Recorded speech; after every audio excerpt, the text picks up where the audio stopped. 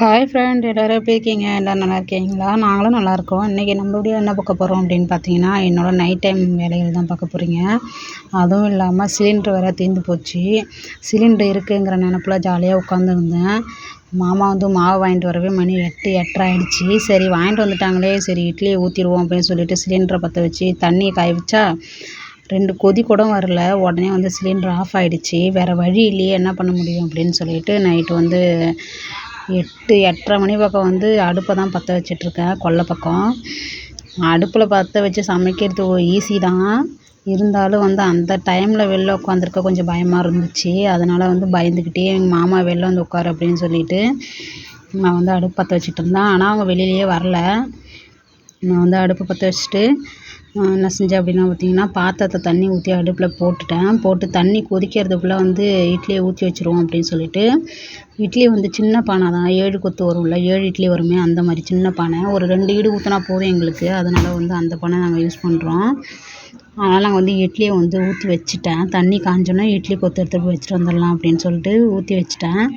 அதை ஊற்றி வச்சுட்டு இட்லி தண்ணி காஞ்சிட்டா அப்படின்னு பார்த்தா தண்ணி வந்து காயலை. அடுப்பு நல்லா தான் எரிஞ்சிட்டு இருந்தது, ஆனால் தண்ணி காயலை. சரின்னு சொல்லிட்டு நம்ம வந்து வெங்காயம்லாம் எடுத்து வச்சுருவோம் சட்னி அரைக்க அப்படின்னு சொல்லிட்டு, வெங்காயம் வந்து எங்கள் வீட்டுக்காரங்க எப்போதுமே சின்ன வெங்காயம் தான் வாங்கிட்டு வருவாங்க. ஏன்னா நமக்கு வந்து அர்ஜென்ட்டில் சமைக்கும்போது டக்குன்னு சின்ன வெங்காயத்தை உரிக்க முடியாதுல்ல. பெரிய வெங்காயம்னா டக்குன்னு நம்ம செஞ்சுக்கலாம். நம்ம வெளியில் சமைக்கிறோம் அப்படிங்கிறனால பயந்துக்கிட்டு பெரிய வெங்காயம் வாங்கிட்டு வந்துட்டு சின்ன வெங்காயம் வாங்கிட்டு வந்துட்டேன் மாமான்னு அவங்கள்ட்ட கேட்டுட்டு நான் பெரிய வெங்காயத்தை போட்டு தான் சட்னி, சும்மா வெங்காயம் தக்காளி சட்னி தான், பொட்டுக்கடலை கொஞ்சம் சேர்த்து சட்னி அரைக்கலாம் அப்படின்னு சொல்லிட்டு வெங்காயம் தக்காளியெல்லாம் அரிஞ்சு வைக்கலாம் அப்படின்னு நினச்சிட்டு இருந்தேன். அடுத்து தண்ணி காஞ்சிடுச்சு. அப்புறம் நான் ஊற்றி வச்சுருந்த இட்லி கொத்து எடுத்துகிட்டு போய் இட்லி பானையில் வச்சு மூடி வச்சுட்டு அடுப்பை நல்லா எரிய வச்சுட்டு வந்து அதுக்கப்புறம் வெங்காயம் தக்காளியெல்லாம் அரிய ஆரம்பித்தேன்.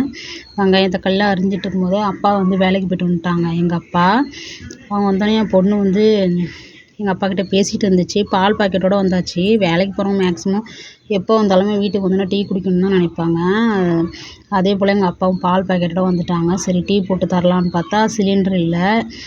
இட்லி சட்னிலாம் செஞ்சுட்டு அப்புறமா தான் வந்து டீ போட முடியும். அதனால்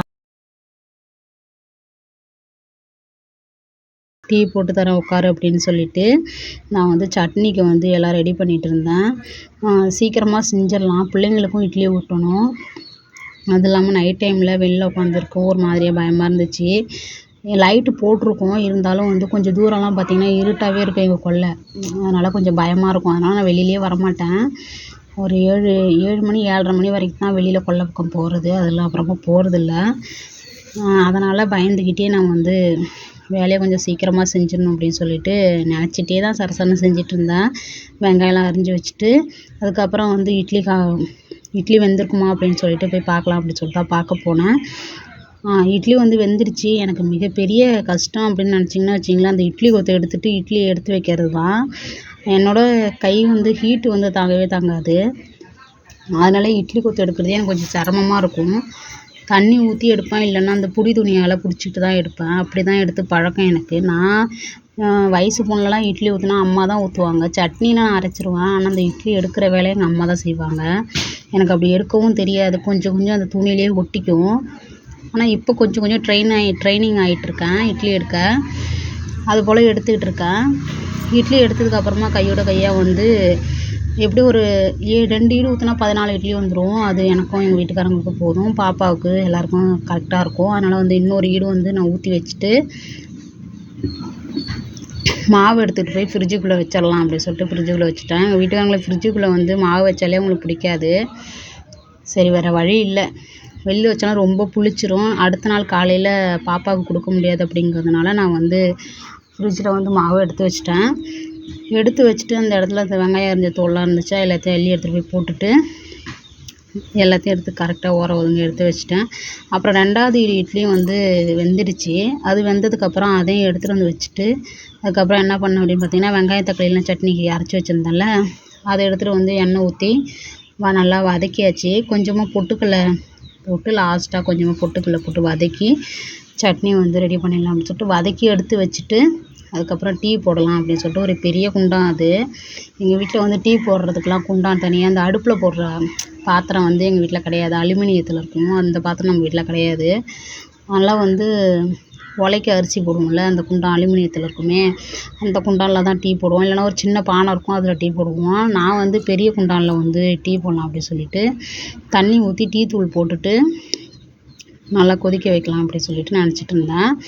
நல்லா சட்னி வதங்கினதுக்கப்புறம் என்ன பண்ணிட்டேன்னா, இறக்கி வச்சுட்டு நான் வந்து டீ போட ரெடி பண்ணிட்டேன். இப்போ நான் சொன்ன வந்து பெரிய குண்டானை இப்போ நீங்கள் பார்ப்பீங்க பாருங்கள். டீ போடணும் அப்படிங்கிறனால தண்ணி எடுக்க தான் உள்ளே போனேன். தண்ணி எடுத்துகிட்டு வந்து கொஞ்சம் ஊற்றிட்டேன். தண்ணி பத்தலை, அதனால் நான் கொஞ்சம் தண்ணி ஊற்றிக்கிட்டேன் டீ போடுறதுக்காக.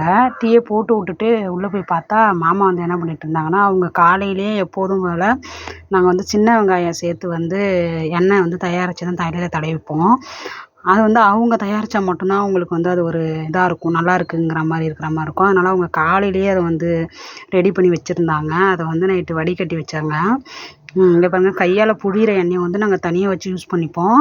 அதில் உள்ள எண்ணெயை வடிகட்டி வச்சுருக்காங்க பாருங்கள், எண்ணெய் கலருக்கு இருக்குன்னு. ரொம்ப எஃபெக்டிவாகவே இருக்கும், உடம்புக்கு ரொம்ப கூலிங்கு. அப்புறம் வந்து என்ன பார்த்திங்கன்னா, முடியும் நல்லா வளரும். அதை ரெடி பண்ணி வச்சுட்டு நான் வந்து டீ ரெடி ஆகிடுச்சு. அதுக்கப்புறம் வடிகட்டி அம்மாவுக்குலாம் ஊற்றி கொடுத்துட்டேன், அம்மாவுக்கும் அப்பாவுக்கும். அவ்வளோதான் ஃப்ரெண்ட்ஸ் வந்து இந்த வீடியோ. இந்த வீடியோ உங்களுக்கு பிடிச்சிருந்துன்னா இந்த வீடியோ லைக் பண்ணுங்கள், ஷேர் பண்ணுங்கள், சப்ஸ்கிரைப் பண்ணுங்கள். எங்கள் சேனலுக்கு வந்து கொஞ்சம் சப்போர்ட் பண்ணுங்கள். வீடியோ வந்து ஸ்கிப் பண்ணாமல் பாருங்கள் ஃப்ரெண்ட்ஸ். தேங்க்யூ.